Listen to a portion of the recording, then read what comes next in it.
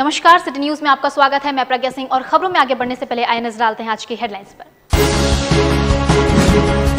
भुवनेश्वर नई दिल्ली राजधानी एक्सप्रेस में फूड पॉइजनिंग से कई यात्री हुए बीमार। टाटानगर पहुंचने पर कईयों का हुआ इलाज। सरायकेला और जमशेदपुर में गर्मी की शुरुआत में ही पानी की किल्लत से लोग हो रहे दो चार। लोगों में है आक्रोश व्याप्त। जमशेदपुर के भाजपा मुख्यालय से आयोजित हुआ रन फॉर नमो अगेन कार्यक्रम। अंतर्राष्ट्रीय धावक हुए शामिल। और जमशेदपुर के छोटा गोविंदपुर में एक मोबाइल दुकान से 3 लाख रुपए की हुई चोरी। पुलिस कर रही मामले की जांच। और अब खबर विस्तार से। आपको बता दें कि नई दिल्ली भुवनेश्वर राजधानी एक्सप्रेस के कई यात्री रविवार सुबह पेंट्री का खाना खाने से फूड पॉइजनिंग का शिकार हो गए हैं, जिससे यात्रियों में हड़कंप मच गया है। बताया जाता है कि यात्रियों की तबीयत कानपुर स्टेशन के पास खाना खाने के बाद बिगड़ी, जिसके बाद यात्रियों ने इस संबंध में शिकायत भी की, लेकिन उनकी बातों को नजरअंदाज कर दिया गया, जिसके बाद रात भर यात्री हलकान रहे। बताया जाता है कि नई दिल्ली से गाड़ी खुलने के बाद रात में यात्रियों के बीच भोजन परोसा गया। भोजन के बाद यात्री असहज महसूस करने लगे। यात्रियों ने पेट में दर्द, उल्टी और लूज मोशन की शिकायत भी की। टाटानगर स्टेशन पहुंचने के साथ ही यहां पर चिकित्सकों और रेलवे अधिकारियों ने बीमार लोगों की जांच की, जिसके बाद उन्हें तत्काल इलाज करवाया गया। हालांकि ज्यादा लोग बीमार नहीं मिले, लेकिन रेलवे प्रशासन की ओर से अपनी तरफ से पूरी तैयारी की गई थी।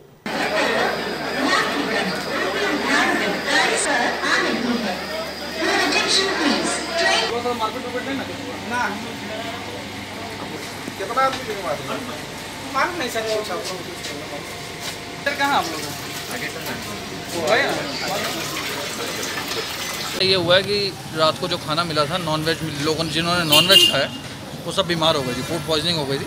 3-4 लड़कियों की सीरियस हालत थी, वो भी ट्रेन में B3 में ही थी, और बाकी लोगों को, काफ़ी लोगों को गोमो वगैरह में उतार लिया था, पर ट्रीटमेंट कुछ नहीं मिला और ना किसी को अभी तक खाना मिला था। जो मिला था सुबह ही बस एक ब्रेकफास्ट 7 बजे मिला, उसके बाद से अभी तक किसी को ना पानी मिला, ना खाना मिला, ना दवाई मिली। तो पेंट्री कार से जो खाना सर्व होता है वो बंद है अभी? वो बंद था जी, वो फर्स्ट AC वालों को मिल रहा है, नॉर्मल थर्ड का 3 AC वालों को कुछ नहीं मिल रहा है। आप कहाँ से आ रहे हैं? दिल्ली से। आपने भी खाना खाया था? नहीं, हमारा तो वर्थ था जी, जिन्होंने खाया था वो सब बीमार थे। आपका नाम क्या हुआ? राघव सेठ। कहाँ रहते हैं आप? जुक्सलाई। ये प्राइवेट डॉक्टर कैसे आ जाएगा यहाँ? सर हमें पता नहीं है, TTV मैसेज दिए होंगे, जहाँ डॉक्टर नहीं होगा। कहाँ पर इलाज हुआ डॉक्टर? इतने सर पता नहीं, हमें जो पैसेंजर यहाँ के बोले हम वही सुना। सर 900 को आपने सर्व किया खाना, जिसमें कितने का कंप्लेन है? कंप्लेन किसी का नहीं। अच्छा, कंप्लेन किसी का नहीं है, खाना एक खराब नहीं। तो इस तरह से जो इन लोगों ने कहा कि खाना जो है वो परोसा गया, जिससे तबीयत खराब हो गई, लूज मोशन वगैरह, ऐसा कुछ नहीं है? नहीं है सर, ओनली 1 लेडीज को है और किसी को नहीं। तो आपका जो सामान का जांच के लिए ले गया है सैंपल? हाँ बिल्कुल ले गया। कहाँ पर सैंपल ले गया? गोमो में, गोमो बोकारो।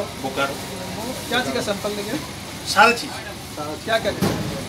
उसमें आपका जो प्रिपेयर खाना था, नाश्ता, बाकी रोटी, रॉ मेट। वहीं दूसरी ओर सरायकेला जिले के आदित्यपुर नगर निगम क्षेत्र स्थित वार्ड संख्या 17 अब धीरे धीरे ड्राई जोन में तब्दील होता जा रहा है। आलम यह है कि यहाँ 6 फीट तक जल स्तर गिर गया है। नतीजतन यहाँ के लोग रोजाना पानी की किल्लत से जूझ रहे हैं। नगर निगम क्षेत्र अंतर्गत वार्ड संख्या 17 के 7LF हरिओम नगर समेत अन्य क्षेत्रों में लगातार जल स्तर भयावह रूप से नीचे गिर रहा है। आलम यह है कि अब इस वार्ड में 600 फीट बोरिंग कराए जाने के बाद भी पानी उपलब्ध नहीं हो रहा है, और यहाँ के स्थानीय निवासी अपने आमदनी का एक बड़ा हिस्सा रोजाना पानी जुगाड़ करने में खर्च कर रहे हैं। इतना ही नहीं, पानी की किल्लत से जूझ रहे लोगों का जनजीवन भी प्रभावित हो रहा है। इधर पानी की किल्लत और पूरे वार्ड 17 के क्षेत्र में पाइपलाइन से जलापूर्ति शुरू नहीं होने से नाराज स्थानीय महिला और पुरुषों ने वार्ड पार्षद नीतू शर्मा के आवास का घेराव करते हुए पार्षद के माध्यम से स्थानीय नगर निगम और सरकार से अविलंब क्षेत्र में बड़े टैंकर से 2 समय जलापूर्ति किए जाने की मांग की है। इस समस्या पर स्थानीय वार्ड पार्षद नीतू शर्मा ने बताया कि इनके द्वारा नगर निगम की हाल में 2 वक्त टैंकर से जलापूर्ति किए जाने संबंधित मांग पत्र दिया गया है, लेकिन उस पर अब तक कोई कार्रवाई नहीं हुई। इनकी माने तो स्थानीय लोगों की मांग जायज है, लेकिन सरकार और नगर निगम के उदासीन रवैये के कारण इनके वार्ड के लोगों में आक्रोश है।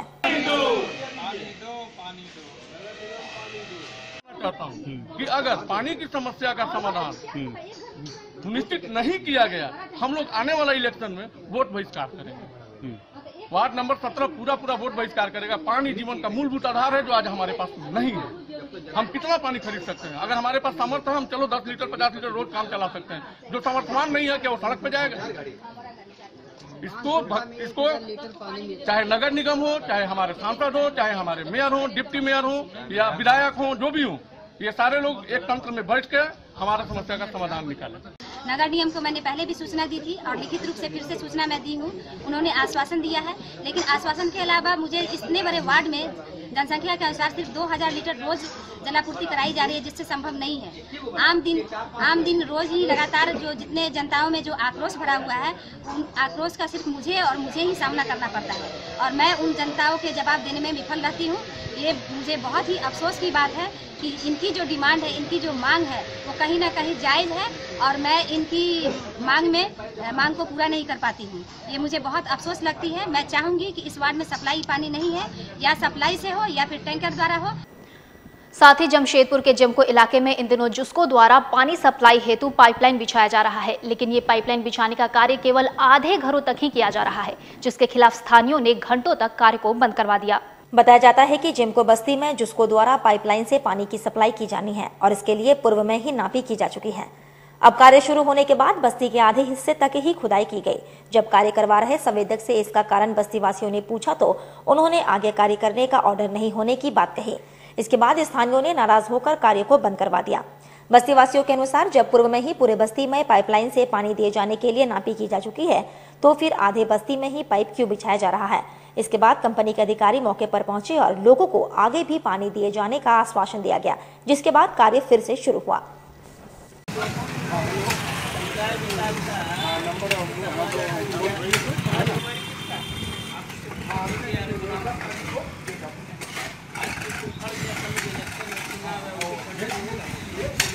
मामला ये है कि यहाँ कम से कम जिनको बस्ती मित्रा बगान में जो सरगाजुड़ी की तरफ रोड जाता है जिसको पानी नहीं दिया जाता, जिससे काफ़ी लोग आक्रोशित हैं और लोगों का कहना है कि जब सभी जगह पानी आ रहा है तो हमारे यहाँ पानी क्यों नहीं है। इसीलिए सभी लोग जमा हैं और ये लोग जो यहाँ के जो सुपरवाइजर थे उनसे बातचीत हुआ है और वो गए हैं अपने अफसर को बुलाने और वो आने के बाद बातचीत होगी और उसके बाद काम को आगे बढ़ाने का हम लोग काम करता है। तो पब्लिकली जो है यहाँ पब्लिक के लोग जिसको पानी नहीं मिल रहा है वो फिर दबाव बनाने का काम करेंगे और किसको में जाने का। नापी तो पूरा हो गया है, जहाँ तक घर है वहाँ तक नापी हो चुका है, मगर अभी तक क्या है कि कुछ दूर तक काम जो है लोग छोड़ दिया है। अब वही पब्लिक जानना चाह रहा है कि हमारे यहाँ काम होगा कि नहीं। साथ ही प्रधानमंत्री नरेंद्र मोदी को दूसरी बार प्रधानमंत्री बनाए जाने को लेकर अंतर्राष्ट्रीय धावक समीर सिंह और राजस्थान की अभिनेत्री स्नेहा सिंह जमशेदपुर पहुंचे, जहां साक्ष्य स्थित बीजेपी कार्यालय में युवा भाजपा की ओर से ये दोनों का जोरदार स्वागत किया गया। इस मौके पर सांसद विद्युत वरण महतो ने दोनों को शॉल ओढ़ाकर सम्मानित किया। दोनों बहुचर्चित युवा पूरे देश का भ्रमण कर दौड़ लगा रहे हैं। वैसे देश के 50 शहरों में ये दौड़ जारी है। 60 से 70 किलोमीटर दौड़ लगाकर समीर सिंह और अभिनेत्री स्नेहा सिंह लोगों को जागरूक कर रही हैं। आप प्रधानमंत्री को वोट दें और दोबारा नरेंद्र मोदी को भारत का प्रधानमंत्री बनाएं। साक्षी भाजपा कार्यालय से इन लोगों ने दौड़ लगाया। सांसद विद्युत वरण महतो ने हरी झंडी दिखाकर दौड़ शुरू करवाया।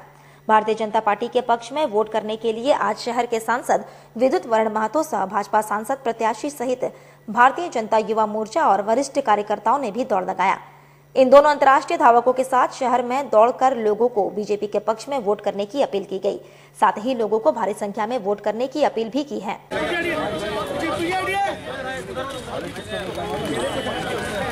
बुके दे देना, बुके क्या संदेश लेकर के आप दौड़ रहे हैं? कब से शुरू किए, कब समाप्त करेंगे, कहाँ से शुरू किया, कहाँ समाप्त करेंगे, पूरा चीज बताइए। तो आप लोग तो चुप रहिएगा ना जी। हम लोगों ने ये मिशन 25 मार्च से चालू किया इंडिया गेट से दिल्ली से, और हम ये 13 मई अमृतसर में खत्म करेंगे। और हमने ये मिशन चालू ही इसीलिए किया क्योंकि जब महागठबंधन बन रहे थे और सब बुरे लोग एक साथ हो रहे थे, तब हमने सोचा कि हम सब एक अच्छे लोग मोदी जी के लिए खड़े होते हैं। क्योंकि आज हम सब जानते हैं कि हमारा देश एकदम सुरक्षित हाथों में, वो सिर्फ और सिर्फ हमारे पीएम मोदी जी की वजह से। जैसे विपक्ष ने ये आंदोलन छेड़ा है मोदी रोको, हमने भी यही आंदोलन छेड़ा है कि मोदी को रोको। वो चाहते हैं मोदी आए ना और हम चाहते हैं मोदी जाए ना। मैम ने बताया जैसे कि हमारा यही था कि मोदी को रोको, यानी कि मोदी को जाने मत दो। यही हम इनिशिएटिव लेके इसको शुरू किया और 50 शहर में हम 50 दिन तक मोदी जी के लिए रन करेंगे। मोदी फिर से जीत के आए और हमारा देश सही हाथों में जाए। सब जितने भी हमें परमिशन मिल जाती है, आचार संहिता लगी हुई रहती है, तो जहाँ जहाँ जाते हैं वहाँ के जो कार्यकर्ता रहते हैं, युवा मोर्चा वाले, बीजेपी वाले, ये हमें परमिशन जितने भी दिला देते हैं, उनकी जो आइडिया रहता है तो उसके ऊपर हम भाग लेते हैं। साथ ही आपको बता दें कि दिन पर दिन शहर में चोरी की घटनाएं बढ़ती जा रही हैं और इनमें से एक चोरी की घटना आ रही है छोटा गोविंदपुर रेलवे फाटक से, जहां मूवी सिटी मोबाइल दुकान से शनिवार की रात चोरों ने लाखों रुपए के मोबाइल चोरी कर लिए। रेलवे फाटक से जहां मूवी सिटी मोबाइल दुकान से शनिवार की रात चोरों ने लाखों रुपए के मोबाइल चोरी कर लिए। इधर घटना के संबंध में मोबाइल दुकानदार विक्रम कुमार ने बताया कि शनिवार की रात चोर ने दुकान का एल्वेस्टर काटकर सभी मोबाइल नगद रुपए की चोरी कर ली। उन्होंने कहा कि बैंक से 3 लाख रुपए लोन लेकर मोबाइल दुकान खोली है। 40,000 एक भी रुपया छोड़ा नहीं है, सब ले गया।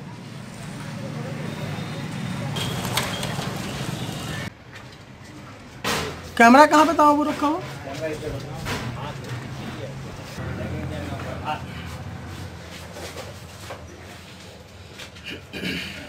सुबह में भाई दुकान खोलने आया स्टार्टिंग में 7 बजे, तो मेरे को फ़ोन किया कि दुकान में सारा सामान चोरी हो गया और इसमें ज़्यादा कीमत का मोबाइल था, जो था कीमती था, मिनिमम आपका 4 लाख तक का, वो सारा चोरी हो गया। जो कीमत का सामान था ज़्यादा वो चोरी हो गया। कैमरा था DSLR, वो चोरी हो गया।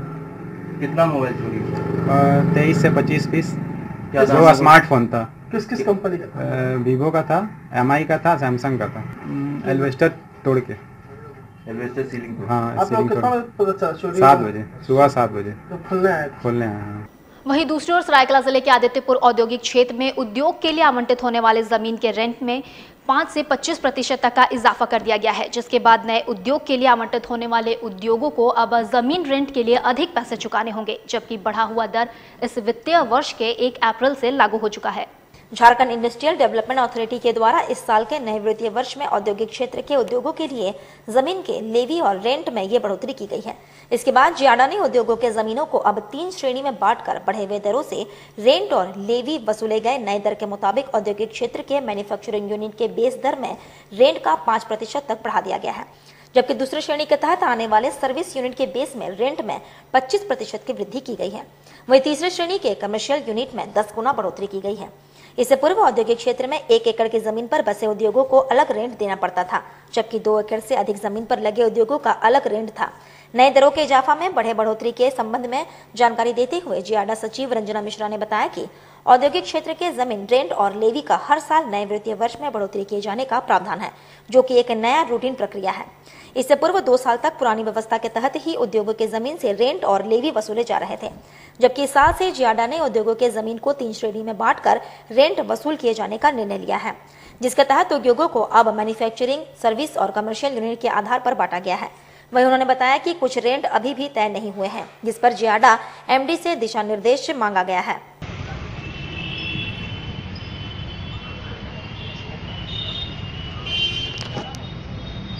रूटीन मामला है, ये कोई नया मामला नहीं है, ये रूटीन प्रोसेस है और इसमें हर वित्तीय वर्ष में 1 अप्रैल से नए रेट्स लागू होते हैं। 2-3 साल से तो ऐसे चल रहा था कि 5% था, उससे पूर्व में 10% था, तो हर एक बार वो एक नया जियाडा से रेगुलेशन इस बार पास हुआ कि तरह तरह के भूमि का कैटेगरी बनाया गया, इस रेट को यहाँ लागू करा जाएगा और उसमें 3 तरह से बांटा गया, मैन्युफैक्चरिंग सेक्टर, सर्विस सेक्टर और एक कमर्शियल सेक्टर।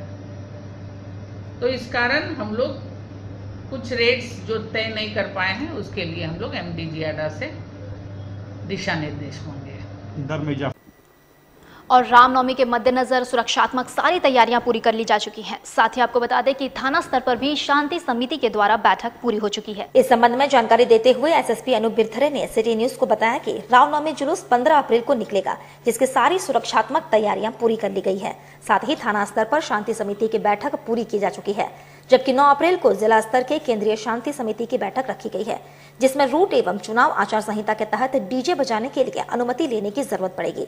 उन्होंने जानकारी दी कि 2500 जिला पुलिस बलों के अलावे बाहर से 500 बलों को मंगाया जा रहा है और होमगार्ड के जवान रहेंगे। उन्होंने ये भी जानकारी दी कि अन्य वर्षों की भांति इस वर्ष भी रामनवमी पर्व हर्षोल्लास एवं शांतिपूर्ण ढंग से संपन्न होगा।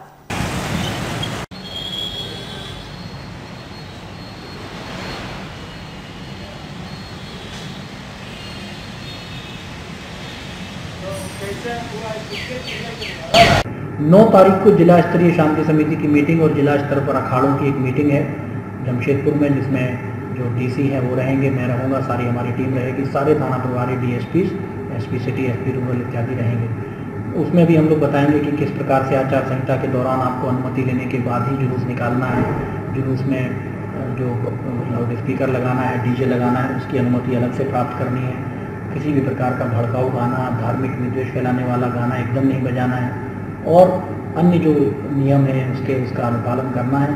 हम लोगों को अतिरिक्त बल जो है अलॉट हो गया है मुख्यालय से। 11-12 तारीख तक हम लोगों के पास अतिरिक्त बल रामनवमी के लिए आ जाएगा, बाहर से मिल रहा है।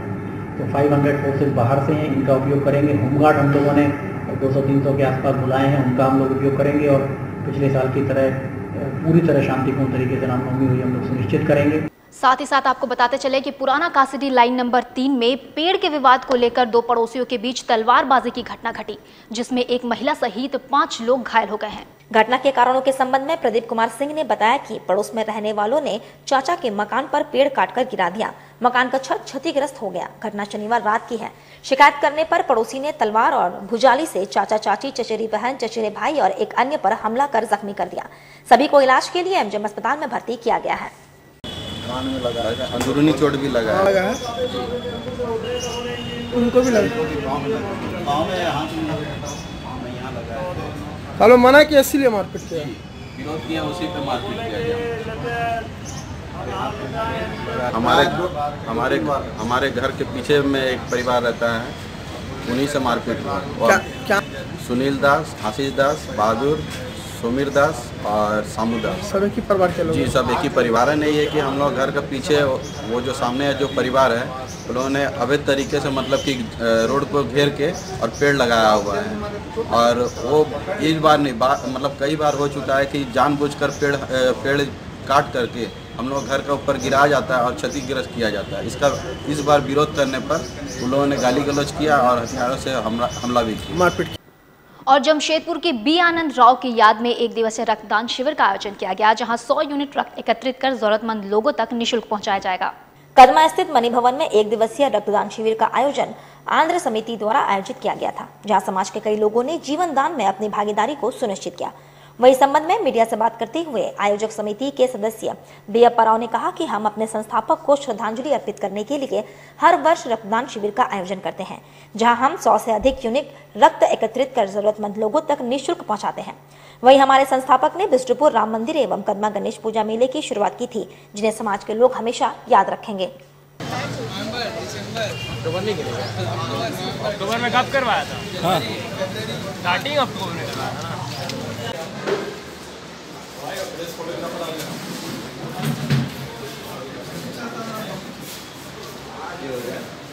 आज सुबेदार बेअप्पा राव, उनका सेंटिनरी ब्लड डोनेशन कैंप सुजित मणिमला मणि भवन में आयोजन किया गया। उनका सेंटिनरी के उपलक्ष्य में 100वां जन्मदिन के उपलक्ष्य में हम लोग ये कैंप का आयोजन, और उम्मीद है कि हम लोग 100 से ऊपर यूनिट्स कंप्लीट करेंगे। इनका समाज के प्रति बहुत योगदान रहा है। कदमा गणेश पूजा बोलिए, विष्णुपुर राम मंदिर बोलिए, स्पोर्ट्स बोलिए, सब जगह।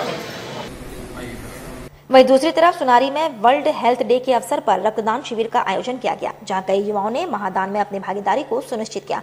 वहीं इस संबंध में आयोजक समिति के सदस्यों का कहना है कि ये संस्था गरीबों तक मुफ्त चिकित्सा व्यवस्था पहुंचाने का काम करती है, जहां हम लोगों के द्वारा सुदूर ग्रामीण क्षेत्रों में मेडिकल कैंप लगाकर उन्हें दवाएं भी मुफ्त में देते हैं।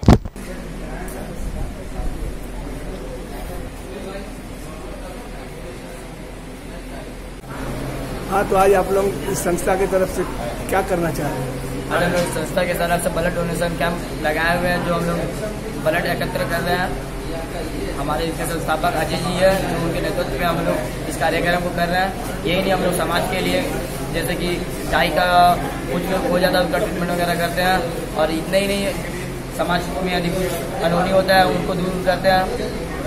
साथ ही साथ हम लोग की संस्था गौ रक्षा भी करती है, और हम लोग अभी आने वाले समय में एक नया कार्यक्रम पे मतलब सोच रहे हैं, जो 5 रुपये में भोजन का कार्यक्रम हम लोग विचाराधीन में है। वहीं जमशेदपुर में निखिल भारती बंगबंधु साहित्य सम्मेलन के द्वारा शास्त्रीय संगीत प्रतियोगिता का आयोजन किया गया, जहां 100 से अधिक नन्हे कलाकारों के द्वारा संगीत की प्रस्तुति की गई।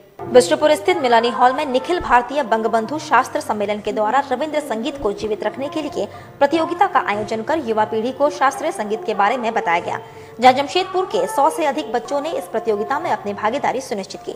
वहीं इस संबंध में मीडिया से बात करते हुए आयोजक समिति के सदस्य वी गोस्वामी ने कहा कि आज जहां युवा पीढ़ी वेस्टर्न धुन की ओर अग्रसर है, वहीं हमारे देश की शास्त्रीय संगीत अपना दम तोड़ रही है, जिसे जीवित रखने के लिए इस तरह की प्रतियोगिताओं का आयोजन किया जा रहा है।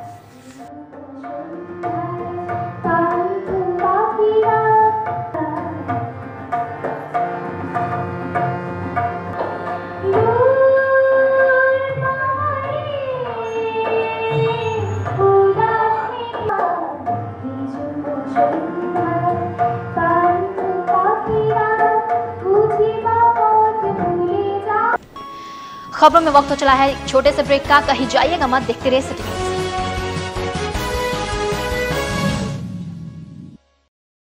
तंत्र मंत्र के सम्राट बाबा मिर्जाजी भारती 10 घंटों में लाभ गारंटी के साथ। मेरा गारमेंट्स का बिजनेस था, लेकिन पता नहीं क्यों मेरे धंधे में दिन बे दिन घाटा हो रहा था। दुकान का भाड़ा, बैंक लोन, ये सारी परेशानियां दिन बे दिन बढ़ती जा रही थी। तभी एक दिन अचानक मिर्जाजी भारती का विज्ञापन देखा, सोचा एक बार मिलने में क्या हर्ज है। इनसे मिलने के बाद मानो जैसे मेरी तकदीर ही बदल गई। आज मेरी अपनी खुद की 4 दुकानें हैं। हार्ट अटैक की वजह से उनका देहांत हो गया। इनके इंश्योरेंस कंपनी के पैसे भी नहीं मिले।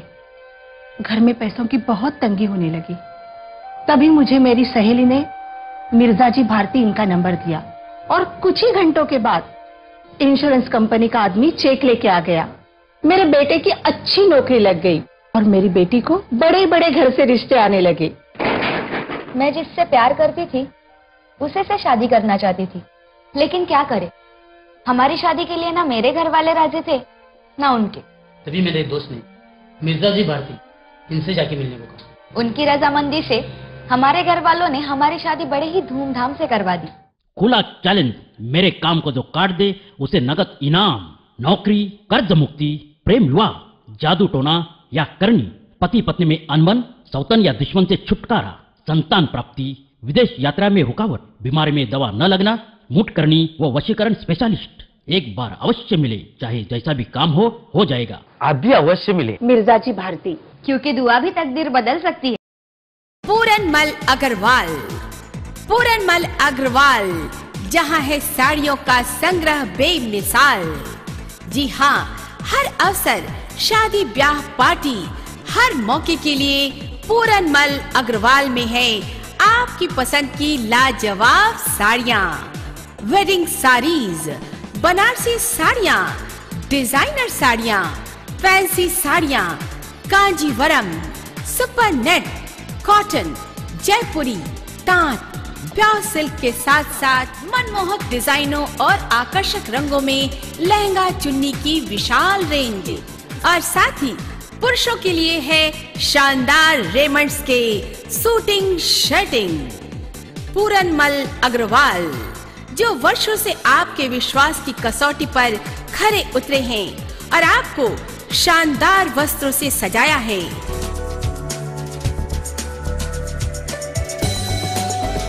पूरनमल अग्रवाल, शॉप नंबर 2728, साक्षी बाजार, जमशेदपुर। फोन 2435-138 और 9431329002। जय मां तारा, आचार्य श्री रूप मुखर्जी। क्या आप अशांत हैं या मानसिक तनाव से ग्रस्त हैं? क्या आपका व्यापार घाटे में जा रहा है? क्या कर्जदार और बीमारी नहीं छोड़ती आपका पीछा? क्या आप अपने बच्चों की पढ़ाई एवं करियर को लेकर हैं परेशान? शादी में किसी तरह की कोई बाधा, विदेश यात्रा में रुकावट, क्यों नहीं आती घर में सुख समृद्धि? अगर आप जान नहीं पाते कि कोई समस्या अकारण ही क्यों आपके सामने आ गई, तो कहीं ये हमारे जीवन में ग्रहों की चाल का असर तो नहीं? इन सभी समस्याओं के निदान हेतु आपको ज्योतिष विज्ञान का सहारा लेना चाहिए। क्योंकि ज्योतिष विज्ञान वो सब देख पाता है जो हम नहीं देख पाते। तो देर ना करें और जल्द ही अपनी हर समस्याओं के समाधान के लिए अवश्य मिले आचार्य श्री रूप मुखर्जी से। हमारा पता है मानगो टिमना रोड, स्वर्णिम टावर। मोबाइल नंबर 9647884785 और 9775647212।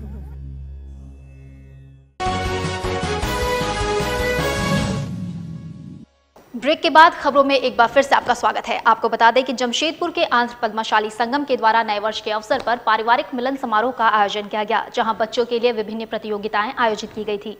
एग्रीको स्थित क्लब हाउस में आंध्र पद्मशाली संगम के द्वारा नए वर्ष का आगमन पारिवारिक मिलन समारोह के माध्यम से किया गया, जहां समाज के लोगों के लिए विभिन्न प्रतियोगिताएं रखी गई थी। वही कार्यक्रम में छोटे बच्चों ने चित्रांकन प्रतियोगिता के माध्यम से पर्यावरण को संरक्षित रखने का संदेश दिया, जहां समाज के लोग संगीत प्रतियोगिता के माध्यम से मनोरंजन करते नजर आ रहे थे, जहां महिलाओं की संख्या अधिक नजर आ रही थी।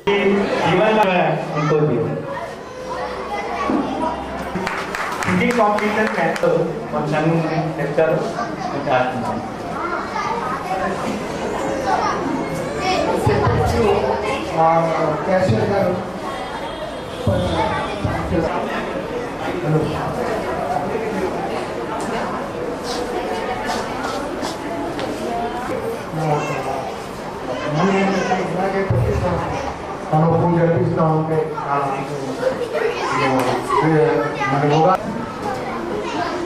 అందరికీ ఉగాది శుభాకాంక్షలు।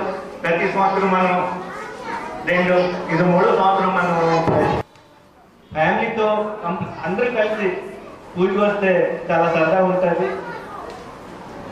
2020లో చేస్తాము। దాని గురించి ఎన్ని మంది అయితే కమిటీ మెంబర్స్ ఉన్నారో వాళ్ళు చాలా సహాయం చేస్తే బాగుంటుందని నా మనవి।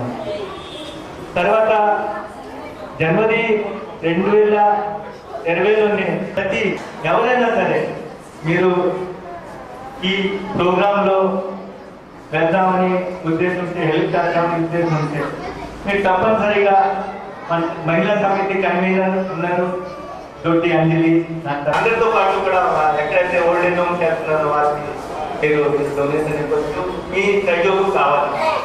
అది గురించి ఈ ప్రోగ్రామ్ ఓల్డ్ ఏజ్ హోమ్ బారాద్వారిలో మధ్యాహ్నం 3 గంటలకి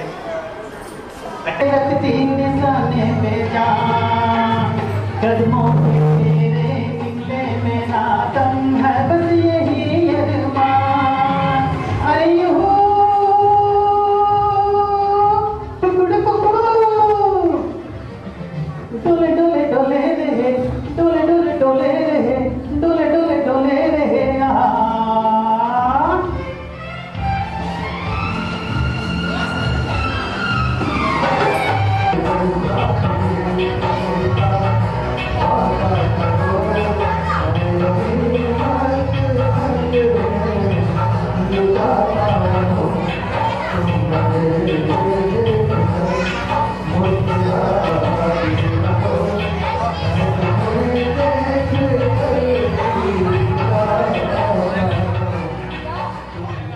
साथ ही जमशेदपुर में हमसफर संस्था के द्वारा 25वीं सालगिरह के अवसर पर थर्ड जेंडर के लिए कार्यशाला का आयोजन कर उन्हें रोजगार से कैसे जोड़ा जाए, इस पर विचार विमर्श किया गया।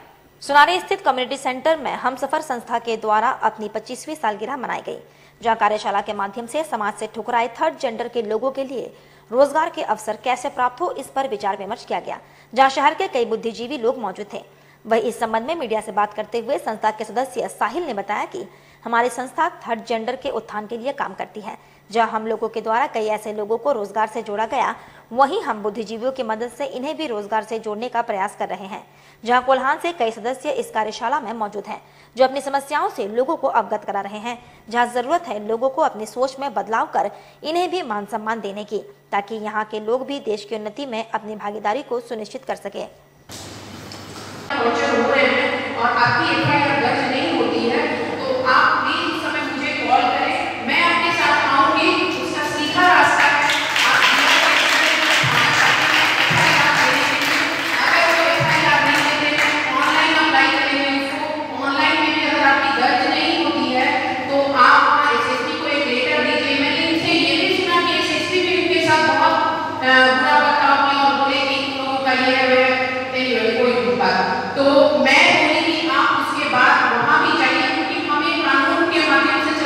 सर की तरफ से ये ऑर्गेनाइज़ किया गया है। उत्थान जय सर, आप लोग जानते हैं कि हमारी ये संस्था थर्ड जेंडरों के लिए काम करती है।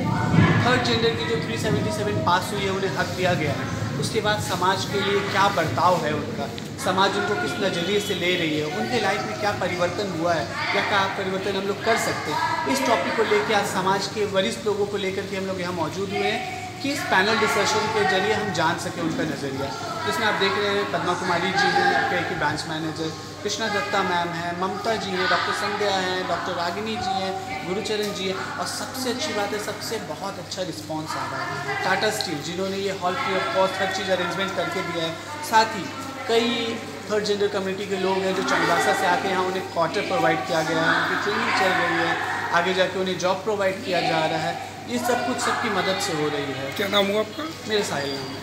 उन्होंने प्रोग्राम रखा है जेंडर आइडेंटिटी टॉपिक के ऊपर।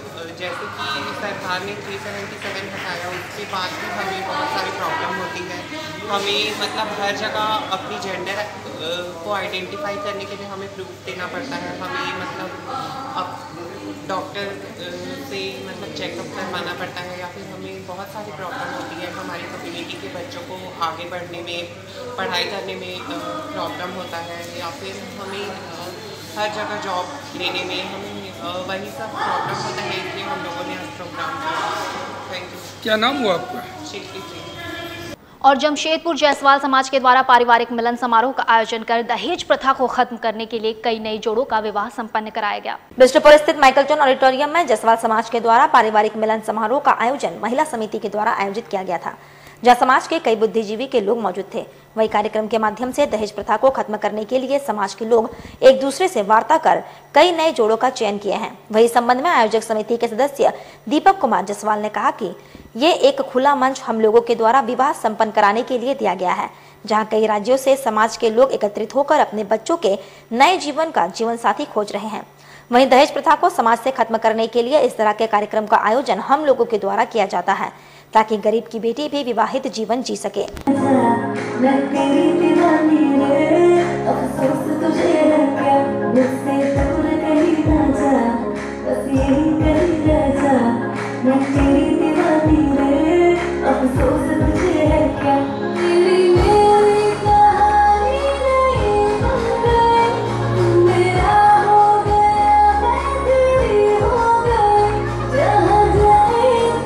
सम्मेलन कार्यक्रम है, और इस कार्यक्रम में काफ़ी संख्या में लोग हमारे उपस्थित हुए हैं। और मेरे जितने पड़ोस के राज्य हैं, बंगाल हुए, छत्तीसगढ़ हुए, उड़ीसा हुए, बिहार हुए, और उत्तर प्रदेश से भी यहाँ पे लोग आए हैं, और झारखंड के लोग काफ़ी हैं। और इस कार्यक्रम का मेन उद्देश्य है कि एक बहुत बड़ी समस्या हो गई है, बेटा बेटी का शादी करना हमारे समाज में बहुत बड़ा समस्या है। लोगों को पता नहीं चलता है कि कहाँ पे हमारे बच्चे और बेटा और बेटी की सुटेबल वर्क और वधू कहाँ मिलेगा। तो उसके लिए हम लोगों ने एक प्लेटफार्म तैयार किया है। इस प्लेटफार्म के माध्यम से सभी तरह के लोग आए हुए हैं, इंजीनियर्स हैं, डॉक्टर्स हैं, और प्राइवेट सेक्टर के लोग हैं, पब्लिक सेक्टर के लोग हैं, गवर्नमेंट सेक्टर के लोग हैं, और इसमें युवक लड़का और लड़की दोनों ही सभी में हैं।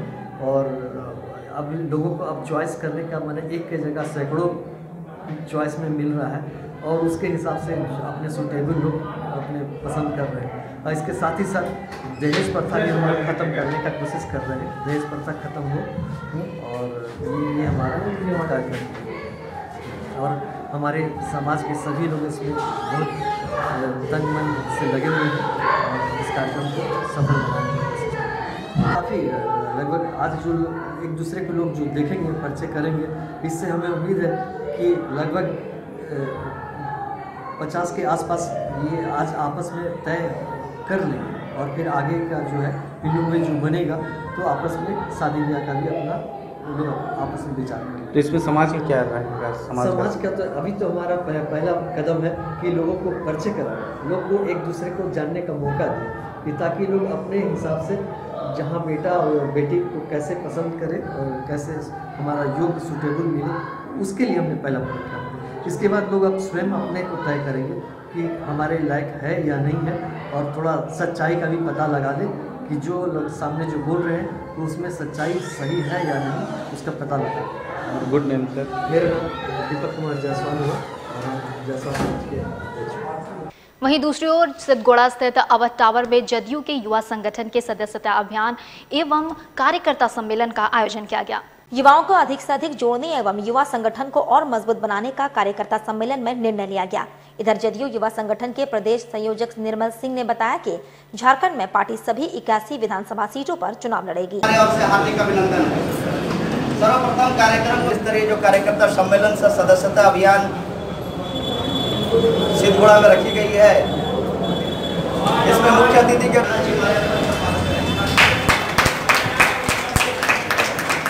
स्वागत करेंगे। मैं आमंत्रण करना चाहूँगा राणा जी को कि हमारे बीच आए। इसके साथ मंच पर आसीन है प्रदेश के महासचिव माननीय मानिकचंद महतो जी। झारखंड में पूरे झारखंड में जदयू को सशक्त करना और पूरे झारखंड में जदयू को मजबूती प्रदान करना और युवाओं को जोड़ना और सभी 81 विधानसभा पर चुनाव की तैयारी के मद्देनजर हम लोग युवाओं को जोड़ रहे हैं पार्टी में। और आज करनी सेना के कोल्हान प्रमुख के नेतृत्व में आज सैकड़ों लोग जदयू की सदस्यता ले रहे हैं। और चुनाव को और मजबूत तरीके से लड़े आप लोग इसकी तैयारी? हाँ, एनडीए की 14 सीट पर जीत दर्ज करना उद्देश्य है। वहीं जमशेदपुर में वेटरन बैडमिंटन टूर्नामेंट का आयोजन किया गया, जहां 5 कंपनियों के 35 साल से अधिक की आयु वाले 50 से अधिक खिलाड़ी हिस्सा ले रहे हैं। बिष्टुपुर स्थित जेआरडी स्पोर्ट्स कॉम्प्लेक्स में टाटा स्टील खेल विभाग के द्वारा 2 दिवसीय वेटरन बैडमिंटन टूर्नामेंट का आयोजन किया गया। इस टूर्नामेंट में उम्र के आखिरी पड़ाव में पहुंचे बुजुर्ग अपनी प्रतिभा को खेल के माध्यम से लोगों के समक्ष प्रस्तुत कर रहे हैं। वही इस संबंध में मीडिया से बात करते हुए टाटा स्टील खेल विभाग के अधिकारी अविनाश कुमार ने कहा कि 5 कंपनियों ने अपनी टीम को इस टूर्नामेंट के लिए भेजा है, जहां कई महिला खिलाड़ी भी मौजूद हैं, जिनकी उम्र सीमा 35 साल से अधिक है। वहीं पुरुषों के लिए 50 साल से अधिक की उम्र सीमा इस टूर्नामेंट में भाग लेने के लिए तय की गई थी, जहां सभी बुजुर्ग अपनी दमदार उपस्थिति खेल के मैदान में दर्ज करा रहे हैं, जो इनके लिए एक मनोरंजन का साधक भी बन रहा है।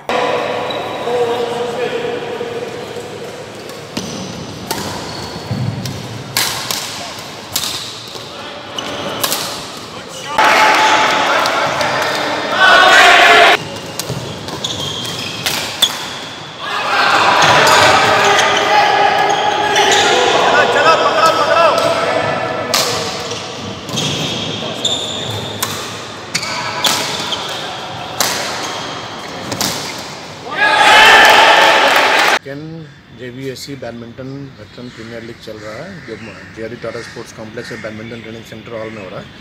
इसमें 50 पार्टिसिपेंट्स खेल रहे हैं, जो सभी 40 साल के ऊपर हैं जेंट्स और 35 साल के ऊपर हैं फीमेल। इसमें 5 टीमें भाग ले रही हैं, उनके बीच आपस में मैच चल रहा है। और इनका जो टीम बना है वो ऑक्शन बेसिस से बना है। पहले 5 कैप्टन को बुलाया गया था, उन्होंने ऑक्शन करके अपनी टीम को सेलेक्ट किया और आज इसका सेमीफाइनल और फाइनल मैच खेला जा रहा है। पूरा नाम पता? मेरा नाम अविनाश कुमार है, मैं ओनली सेक्रेटरी जेबीएससी का। साथ ही आपको बताते चले कि साक्ष्य स्थित श्रीमन क्लासेस के 18 विद्यार्थियों का चयन विभिन्न बैंकों में किया गया है। इस संबंध में जानकारी देते हुए संस्थान के संस्थापक ओम नारायण त्रिगुण ने बताया कि आईबीपीसी की परीक्षा में संस्थान के 18 छात्रों का PNB, Canara bank, bank of Baroda और बैंक ऑफ इंडिया में पीओ के साथ ही क्लर्क के पद पर चयन किया गया है। श्रीमन क्लासेस का शुरू से ये रहता है प्रयास के उसको तैयार करें और प्रतिभा को निखारें और उसको सार्वजनिक क्षेत्र के उपक्रमों में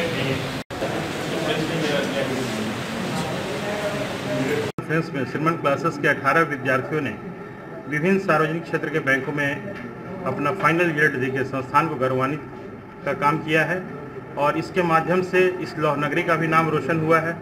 और ये 18 विद्यार्थियों के स्वर्णिम भविष्य के लिए श्रीमन क्लासेस शुभकामना व्यक्त करता है।